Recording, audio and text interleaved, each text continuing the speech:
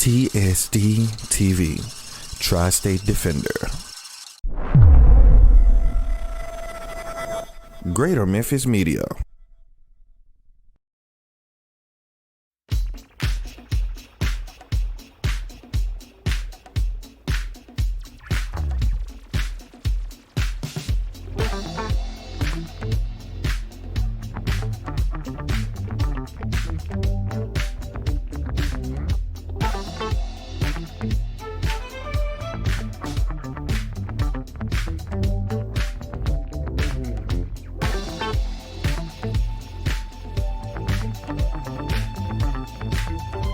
All right, we are high atop the Hyatt Centric on historic Beale Street with this lovely, beautiful backdrop of the Memphis River here. I am Rodney Coleman, and Greater Memphis Media has brought to you the first debut of the Sports Roundup. I'm lucky enough to have a former pro professional basketball player here, Bonzi Wells, the new coach of Lemoyne Owens College. The Magician family is going crazy right now. As Bonzi Wells steps in as the coach, you have a monumental amount of shoes to fill. Oh my goodness, oh my goodness. Hey, welcome to Memphis, man. Welcome back to Memphis, as a matter of fact, man. I appreciate you, man. I appreciate everything.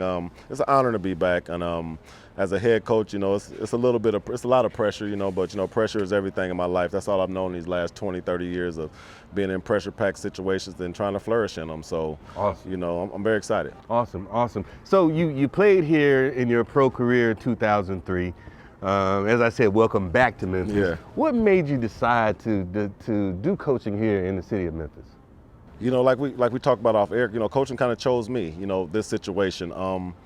You know, I never thought a guy like me, you know, the reputation like mine, you know, have way people perceive me, could get a job like this. So I've always been a guy that just volunteered my time. I always volunteered my time to the kids. I always, you know, just made sure I had time for the youth and just any way and giving my gifts that I acquired, I love to give them to the kids. So over the last, you know, 4 years, I was a volunteer high school coach at my high school that I went to in Indiana. So I was just there blessed. Yeah. Bearcats. Yeah, right? the Muncie Central Bearcats. So I was just there blessing the youth with, you know, with some knowledge and just trying to just help impact. And I'm a community guy. Community's everything with me. So it was crazy. A lot of the kids I was coaching were my friends' kids. So I kind of, you know, grew up with a lot of them. So I almost kind of saw their parents in them. So I had an opportunity to do that full circle. And kind of just, you know, as being an NBA player, I bounce around to different camps and Nike events and any of my friends' events that got stuff to do with kids. We make sure we supported the Allen Iverson Classic, which was down here for a couple years. A couple different events, and we were down here doing some stuff, and people just noticed the rapport that we had with kids and how the kids were kind of just,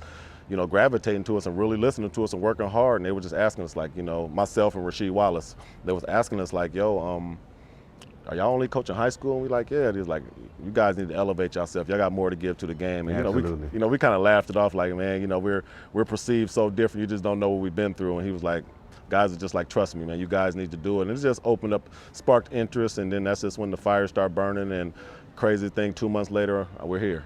That's great, man. You and Rasheed Wallace here in Memphis, man. Yeah. Memphis is losing their minds right now. Yeah. And it is proven when he says that he works for the community. He has a community center in Muncie, in Muncie, Indiana, that's actually named after him. Yeah, definitely, man. It means everything to me.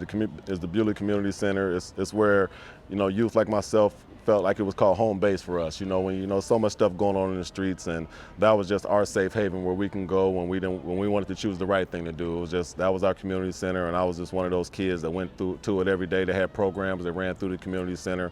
It was countless individuals, mentors through there that kind of just, you know, just always try to tell us things to keep us on the right track, and that's what it's all. And that's what it's all about. And you know, I've always been raised with an each one teach one mentality and mindset, and that's just what I've always known. So I'm thankful. That's great, man. Hey, look, we're going to take a quick break and pay a few bills. We're going to come right back to Sports Roundup with the awesome pro professional Bonzi Wells, the new coach of Lemoyne Owens. We're downtown Memphis on historic Beale Street. Greater Memphis Media Sports Roundup. We'll be right back. Whether you're planning for a comfortable retirement, preparing for her big day,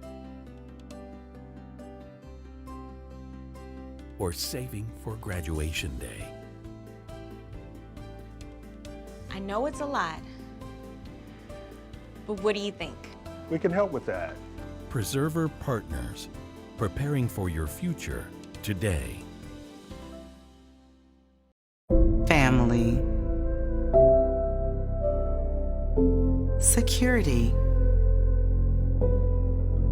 Happiness. They had it all. A good life. Then, one day, the unexpected happened. And just like that, everything changed. Things spiraled downhill quickly. Suddenly, their lives were falling apart. They were facing the unknown. I'm attorney Ursula Woods. Call us at the bankruptcy law firm before it's too late. We can help you get back on track and give you the second chance that you deserve. All right, we're back with Sports Roundup, Greater Memphis Media Sports Roundup here on historic Beale Street on the rooftop of the Hyatt Centric. My man Bonzi Wells, the new coach of Lemoyne Owens. Let's talk a little bit about the upcoming season. We're all excited that you're coach. Let's talk about your personnel. What's some of the things that we can look forward to with a Bonzi Wells basketball team? You know, let's first put it out there that I'm inheriting the team from Coach William Anderson. But I'm thankful to Coach Anderson, man, because he gave me a great group of guys. I mean, on and off the court, great character kids. I mean, they come to work every single day, so I'm so thankful that I inherited a team like this. And we got some really good personnel. We have a few Division I transfers that come down here that's very hungry, and they bring us some type of experience that I need to kind of teach some of the younger guys. And, you know, coming here, I didn't really understand the scholarship situations, and we only have really 8 guys on scholarships and 5 or 6 walk-ons. So limiting. So it's limited to, but not really though, because we got some walk-ons that can really play and some guys that we can work with. And I'm very excited from the veteran guys we have. We have 5 seniors, and then we have some true freshmen that we're going to kind of put into the mix. So it's really just all about their work. How good do they try to improve every day, and then how can they really just take what we're saying to them, put it in their mind, and then put it on the court. And that's what a great player is all about. We're just trying to see who those guys are, identify them, and, you know, and then we're just going to put them on the court, and we're just going to continue to build. Man, opening your season against your boy Rasheed Wallace and the Memphis Tigers, man. Yeah. That's awesome, man. I'm excited. I mean, I was at their event, and you know, it's a lot of buzz around the University of Memphis right now. But you know, it's just motivating for me to get the buzz around Lemoyne Owens. You know, that's just what it's all about. You know, that's what I'm here for. That's what I'm trying to, you know, get us to that next level. And awareness is everything. So everything I do, I promote Lemoyne Owens. You know, I talk Lemoyne Owens every single day. Anybody I know that's calling me, NBA friends, regular friends, that's all we're going to talk about right now, because you got to get this awareness. And, you know, me not never being, you know, I was one of those guys that, you know, always say support HBCUs and this and that, and you've never been to a HBCU, you really never walked on campus, but it sounded cool. I was a part of that clique. But after being on the HBCU campus and seeing the need and seeing all the stuff that goes on, I mean, we got to truly support HBCUs. I mean, like, not just in mouth, like in action, every single day. And it's the despair between PWIs and HBCUs is too much. And the conversation has to be, the uncomfortable conversation has to be started. And we got to make sure all of us has a level playing field, you know, on every facet of every level of schools. Absolutely. You know, I was thinking how, you know, there's this big trend now where a lot of former professional basketball players like yourself are coming back to the HBCUs, and they're making it sound like it's just a trend. But I think it's something that's much needed. How do you feel about being a part of that trend? I mean, it's, you know, you think about it as a trend until you get here, and you understand how important it is. You know, I watch a lot of stuff on Deion Sanders, and he's so motivating because he make you think about how deep it is and how real it is, and then you just go into the history of the people who supported HBCUs over these years, who had blood, sweat, and tears to keep the HBCUs going. You know, I watch our guys in administration and all the stuff they have to do every single day to keep the stuff going, and it shouldn't be as hard as it is. You know, if we had support, it wouldn't be as hard. Our guys wouldn't be as stressing as hard as they are to just kind of keep the lights on, just keep, you know, the buildings from crumbling. That's right. And that's just, you know, the accreditation. The accreditation just in all these sports. We shouldn't have to go through that. It shouldn't be that hard, man. Our support should be through the roof, because, you know, African Americans make sports in all these different universities. We paid the bills in all these different universities. We put buildings on all these different universities, and it's time for that stuff to come full circle, and it's our turn. It's time for us to get our turn. Amen to that. Amen to that. Now, as long as this school has been around, I think the inception of it was in 1847. Yeah. There's a lot going on. What was you doing in 47? Man, I wasn't there. It's been through the yellow fever. It's been through all of the segregation of the South. It's been through fires. It's been through everything, a pandemic. Yeah. And only 4 coaches. You are the fourth coach. I'm the fourth coach. You're filling big shoes after Coach Johnson. 46 years of coaching, and a lot of people don't realize this is the only school in the state of Tennessee that has won a division title, a championship. Oh my goodness, it's huge. It's huge shoes to fill. I mean, I got an opportunity, and rest in peace to Coach Johnson. Got a chance to just learn more about him through just looking at his accolades. I was able to go through his home and just kind of just seeing all the stuff, and it was just like a museum of just winning and just a person who just put his blood, sweat, and tears into the game. And I'm thinking to myself, I don't even got 1 plaque yet from coaching, and he got hundreds. You know what I'm saying? So I was just like, he just tells you got a long way to go, and you just respect everything he did. And every single day, you got to understand, man, you got to love kids to be able to coach. You know what I'm saying? You got to love that you want to see kids do good in life. And it's bigger than basketball. Basketball is just a part of it. We use basketball as a tool to teach them life lessons. Absolutely. And that's just what I do with my kids. I be trying to tell them, like, you got to treat this basketball like your job, especially when you're in college. And, because it's such a cutthroat field. It's so tough to get here. And we all know a bunch of people that's at home wishing they could be in this security blanket called college. Absolutely. I tell my kids all the time, you would never, ever be in a situation in life where people want to see you win like this when you come to college. People want to support you. People want to see you do good. Absolutely. You get in real life, it becomes competitive. Now they want to see you fail, and it flips. So take advantage of these times. Take advantage of the people that you meet. These, like, I know it's cliche, but your network is your net worth. And, that's right. And it's crazy that people that I met a long time ago are coming back into my life now, helping me today and helping me get in these situations today. And it was just because of the way our relationship was then. And so, it's just so many life lessons that you can teach through basketball. And I'm excited that I learned them, good or bad, I learned them. Yeah. And I'm thankful I can pass them on to the next. The day our son was diagnosed with cancer, we didn't know what to do. You have the really nice people and you have a really nice place, but then you have that one big struggle that you're going through.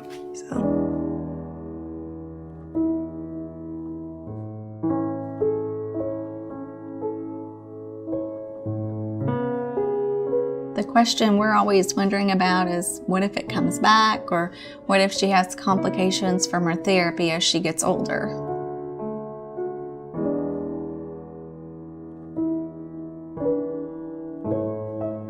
Should we really be considering this clinical trial? Is it really going to help him?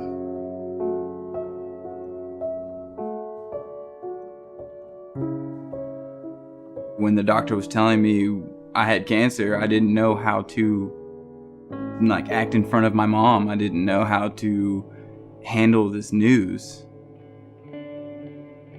When it comes to pediatric cancer, there are always more questions than answers. We can face pediatric cancer together.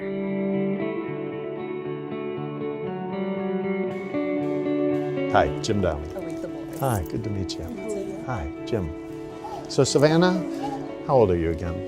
I'm 6. 6 years old. So first, as a parent who has just been given the news that your child has cancer, we see the Together site as an important tool that will help you through the journey that you face.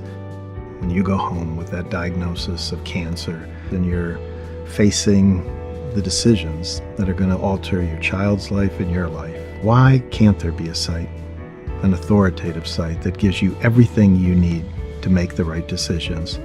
From diagnosis to finishing treatment to the next steps to long-term follow-up, information for you, information for you, information for you.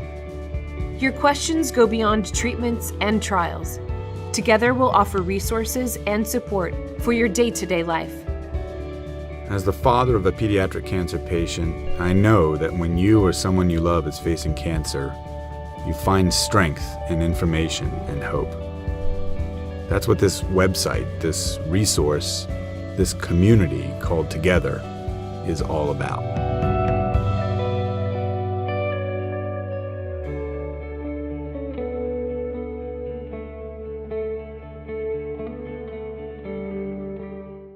Far above of the Mississippi shore, where ships to sea sail by, doth wave the purple and the gold beneath the southern sky. Lemoyne Owens, thy banner there must stay, must never trail the dust. We pledge to thee fidelity, our love, our sacred trust. Lemoyne Owens, our alma mater dear, to thy ideals we cling. Thy sons and daughters far and near, thy virtues proudly sing. And with consecration, courage, truth, we hold thy precepts high. We stand for thee unitedly. For thee we live, we die. That's awesome, man. Yeah. Now, you said good or bad, so I mean, Hey, let's get I'm to gonna the go bad. there. I'm gonna go Man, there. come on.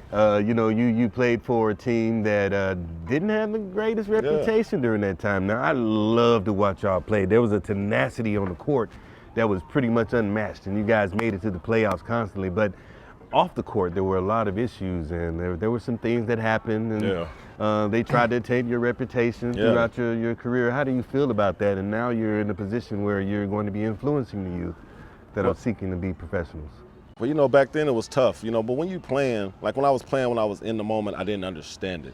Because I'm a young country boy from Indiana. I never left home until I went to the pros. So I didn't understand the game. I didn't understand Associated Press, to be honest. I didn't understand what that really meant. I didn't understand that this article that this local Portland beat writer would write would almost end up 100,000 miles away, in all these different people's ears and their face, and they're forming their opinion about you. I didn't understand that part of it. I was just hooping. I was just playing hard because the stuff that the paper wrote on that we were doing was just regular stuff that we did everyday stuff. So we was looking at them like, we don't even know, we're not even tripping off that because this is everyday stuff. We're not, but they made it like, hey, since you make millions of dollars, you play basketball, you're not supposed to do that. And so it was almost like, you know, when you get so high in people's eyes, their next job is to bring you down. So that's the way we looked at it. Like they was just trying to bring us down. So I've never cared about people's opinion, but I understand the effect it had on my career going forward because once you get that stain on you, it's the hardest thing to get out. I mean, and that's what my biggest problem was. Even getting this job, I never thought I could get a job like this because of the perception and because how people perceive me. I'm a bad boy, I'm wild. I mean, people still to this day, if you bring my name up, they'll still be like, hey, is Bonzi still crazy? How was, you know, but people who've never met me, but that's just the perception is reality for a lot of people. So my job has always been to change people's perception on me, you know, best I can. And, you know, I used to have I don't care mentality, but I got to care about my life. I got to care about, you know, what people think about me because I'm going into the coaching profession. I'm going to be taking care of people's kids. Absolutely. So, you know, I got to just, you know, make sure I stand tall and make sure I'm okay to answer the hard questions, talk about them, and move forward. And that's what I'm on now. Hey, well, we are excited to have you here, man. I feel the power coming off of you. I hope some of those wins in Jerry Johnson's place rubbed off on you, man. Yeah. The great Bonzi Wells, the new coach of Lemoyne Owens College Magicians. Y'all come out and support the school, coming to the games. Get your headbands, because we're going to bring them headbands back. Yeah, we're bringing them back. Definitely got them on order. Got them on back order right now. Greater Memphis Media, we're here on the top of the Hyatt Centric on historic Beale Street with this lovely Mississippi River backdrop, here with the great Bonzi Wells. Make sure you join us next time for Sports Roundup. You guys have a great day.